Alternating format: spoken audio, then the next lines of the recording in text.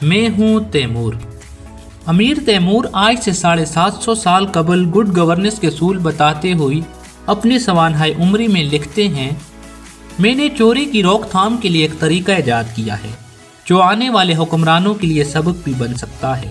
وہ یہ کہ جہاں کہیں چوری کی واردات ہو تو میں اس علاقے کے داروغہ یا کوتوال کے ہاتھ کٹوا دیتا ہوں۔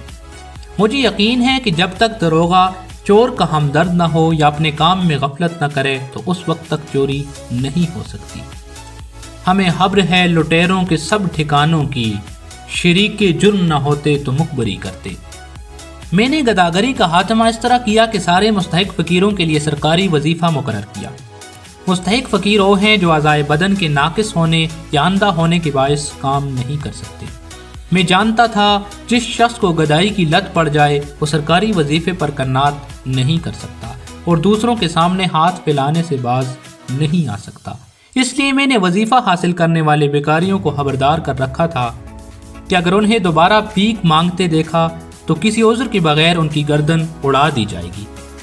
آج میری حکمرانی کے پورے علاقے میں آل محمد صلی اللہ علیہ وسلم یعنی اولاد رسول میں سے کوئی ایسا نہیں پاؤ گے جو معاشی بدحالی کا شکار ہو۔ میں نے حمز کے حصے سے جو دراصل رسول اور آل رسول کا حصہ ہے تمام مستحق سادات خاندانوں کے لیے وظیفہ مقرر کیا۔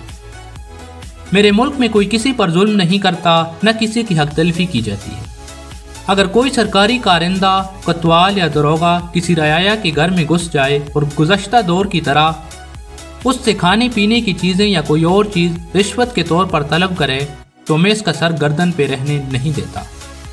میں اپنے بیٹوں کو بھی وصیت کرتا ہوں کہ میرے بعد مسند شاہی پہ بیٹھو تو چوروں، ڈاکوؤں، رہزنوں اور مجرموں کی ہمدرد سرکاری کارندوں اور غیر مستحق بیکاریوں پر کبھی رحم نہ کرنا، خاندان رسالت کا احترام کرنا، علماء، دانشوروں، شراء اور صنعتکاروں کی حمایت کرنا، عورتوں اور شراب سے دور رہنا، یہ دونوں ام الفساد ہیں۔